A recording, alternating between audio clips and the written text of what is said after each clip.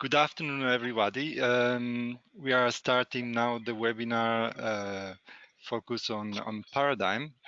I'm just taking a few minutes to give you some information about the webinar, how about the presenter, and how you are invited to interact during this meeting. So first of all, this is the second webinar we are organizing specifically based on the intervention of a specific work package 3 of Paradigm with the European Community Advisory Board. And this gives us the opportunity to give more information to you as members on what it's our participation in the project and how it will work in the future. Also, what are the expected outcomes of this kind of work we are doing in collaboration with other partners in Paradigm. Well, to start, I would like to introduce the three speakers, which are from the Work Package 3. The Work Package 3 is not just a number; it's a work package which is focused in the creation of metrics to measure the impact of patient engagement. They will explain more in detail what this mean and specifically what will mean in the context of the European Community Advisory Board. So the three speakers are Liedewij Wat from the University of Amsterdam, Lea Darwey also from the University of Amsterdam, and they are working in collaboration with the University of Oxford, represented by Teresa Finlay. So before starting, I would like to mention how the meeting is structured. So there will be three parts. The first part will be a general presentation of the webinar. The second part will be more focused on specific tools that are developed within the Work Package 3. And the third part, we would like to give the space for a kind of open discussion with the participants. So I will ask you to stay on mute until the end of the first session, but you can ask and send your question through the question box, which is in your control panel, or by raising the hand, which is also an icon on the left of the control panel. And then Maria Tutard and Apostolos will help catching your questions, and then we will use the space for in between the different sections to have to answer the question and have a discussion. Well, at this point, I will leave the mic to Liedewij for the first part. Hello, Liedewij, and welcome to the webinar. Thank you. Thank you for joining us today. I'm just going to check if you can see my screen. I think you can, no? Yes. Okay. It's working. Okay. And then I have to... Yeah, so thank you, Giorgio, for this introduction. My name is Liedewij Wat. I'm a researcher and lecturer at the VU University. And as Giorgio explained, we will start with a general capacity building webinar on how to monitor, evaluate, and learn from community engagement initiatives and what you can also learn from the Paradigm project. This part will become open access. And then we will continue with the second part, which will be accessed by ECAB members only. So this is about our team, which was kindly already introduced by Giorgio. So I think we can directly start with the webinar. Monitoring and evaluation. What does it mean and how to do it for patient engagement? So for those of you who are not familiar with the terminology, monitoring is basically about tracking the process of engagement, and that helps you to understand if your, for example, community advisory board is working the way you intended. It also helps you to identify ways to improve your collaboration. Evaluation is talking about tracking the effects of engagement. So this helps you to understand, do we make a difference? Are we achieving our objectives? Then there are a couple of other terms that are often used. One of them is a framework. And a framework is basically a map that visualizes the pathway to impact. Framework often consists of metrics, and these are things you can measure. And this can be quantitative, for example, the number of patients participating in clinical trials, or can be so-called qualitative, for example, the changes that are made based on patients' input. Then metrics, you often need measurement tools to measure those. So those measurement tools can be questionnaires, log sheets, trackers, etc. So I hope that gives you some of an idea of the terminology used in this presentation. I will use also the terminology patient engagement a lot, but feel free to substitute this to community engagement or patient involvement or public involvement or any term you are familiar with or prefer to use. Before we dive into this whole monitoring and evaluation piece on how to do it, the first question I think which is always important to ask is why would you evaluate? And there are a lot of different reasons, and those differ per group. For example, for researchers and industry partners, it might be about evidence that patient engagement improves the quality of research. Well, perhaps for you as a patient or community member, it may be about showing the societal benefits and the difference you have made for your community. There are also people who question whether community or patient engagement should be evaluated. They may refer to having the right to be involved in research that is about them and feel that there is no need for evaluation. Or they may be afraid that the evaluation is done in a too narrow way. For example, only focused on the input of patients without considering the other people involved. Overall, what we have seen in the last years, we see an increased interest in evaluation. However, there's no consensus on really what impact looks like and how it should be evaluated. But it's believed that measuring the impact is a way to sustain the cultural change by making patient engagement more a norm, showing people what is in it for them, what is the value, what do I get in return. So if you decide to monitor and evaluate your collaboration, then there are some common steps which you could follow, starting by identifying your objectives and your story, and then you can define what you like to know or learn. Based on that, you can define what information you need and decide on methods to best gather this information. You also need to think in advance on how you would like to analyze that information. Would you like, for example, to compare perspectives, the industry perspective, for example, compare to the community perspective? Would you like to look into correlations between the meeting and impacts? Those are all things to think about. Would you like to measure something over time? So all kinds of questions to think about in advance. And most importantly, to think about how you will use the information. Because you're not monitoring and evaluating just for the sake of gathering information. The idea is that you can use it to enhance your collaboration or to bring the patient engagement or the community engagement movement further.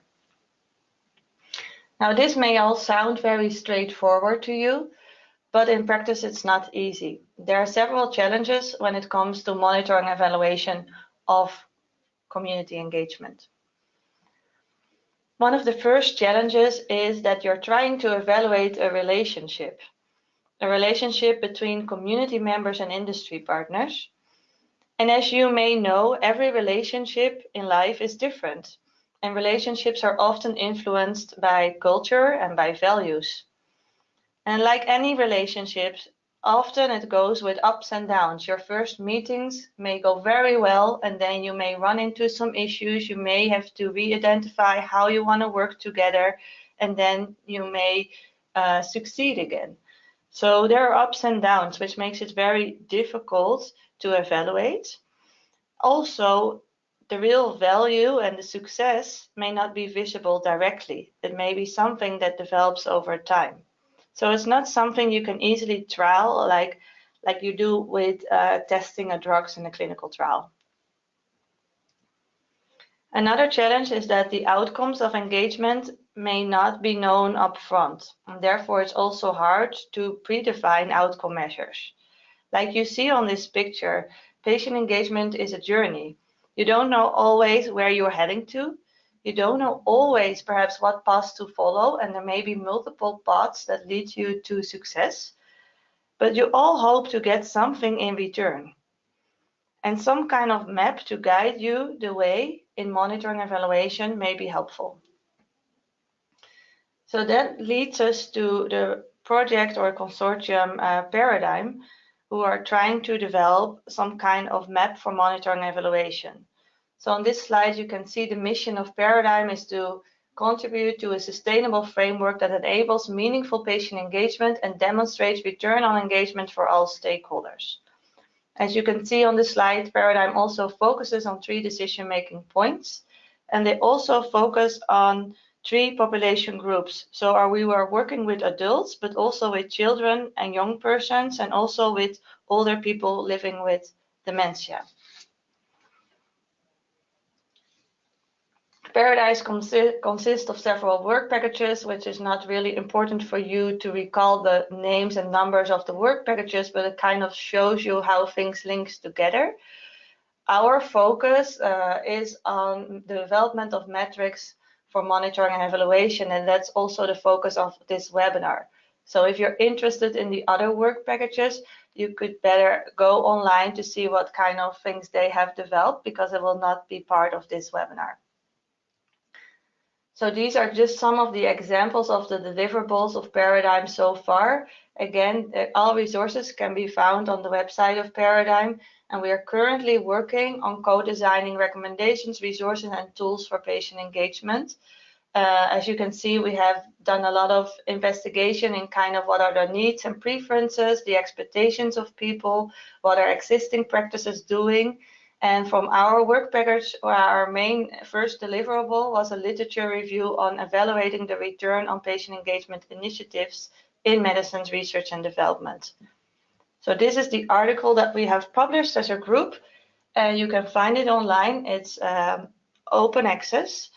And in this article, you can find an overview of the reported impacts for all the stakeholders involved, and also examples of metrics and methods that are currently used to evaluate the return on engagement. I will dive into the reported impacts for patients, as this is a webinar mainly developed for the patient community. So this slide shows you a summary of the benefits, costs, and challenges, in particular for example, people who are contributing to patient advisory boards, which are called here patient partners, but you could also call them community advisors or patient contributors. Then for the wider society and also for research participants. And as you can show, there are a lot of benefits reported in the literature and also some costs and challenges. And these may be familiar to you, but you may also experience other benefits not reported in the literature.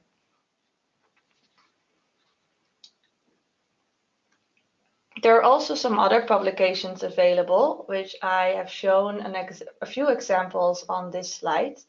So one study, for example, focused at the impact of patient and public involvement on enrollment and retention in clinical trials. And their findings show that patient engagement is likely to improve enrollment of study participants. Another study looked at the financial value of engagement. There are also studies that focus mainly on the impact for the people involved, for example, like you, community advisory board members. And there are also studies that particularly focus on the method, like an advisory committee. So they have published a case study and reported on the contributions that the advisory committee made, and also the number of recommendations that were incorporated by the research team. If we look at the field of HIV, there are a few studies available, but not specifically related to the EATG European Community Advisory Board. So this slide shows the key findings of our literature review. What stood out to us is that studies mainly reported from the perspective of researchers and industry. We've seen it seems that patient and community advisory members are limited involved in monitoring and evaluation so far. So perhaps the metrics that are out there are now mainly from an industry and researcher perspective. Studies also focus mainly on the process of engagement and less on the impacts. If they have measured impacts, they mainly look at impacts for research and development and for the people involved in terms of patient contributors, and less on the benefits and costs for other groups such as industry. Mainly positive findings are reported. And the last thing that stood out to us is that a lot of studies focus on one single impact. For example, recruitment rate, trying to answer a single question: does patient engagement lead to better recruitment? And this may be feasible to measure, and it may also be relevant, for example, for industry partners or for community partners perhaps as well. But it may not tell you anything about the pathway to impact, like how did they get there? And the results will probably also differ per context, as every relationship is unique. So it's hard to predict that if you do the same thing in another context or during another meeting, that you will have the same results. So that leads us to the monitoring and evaluation framework that we are developing within the Paradigm projects.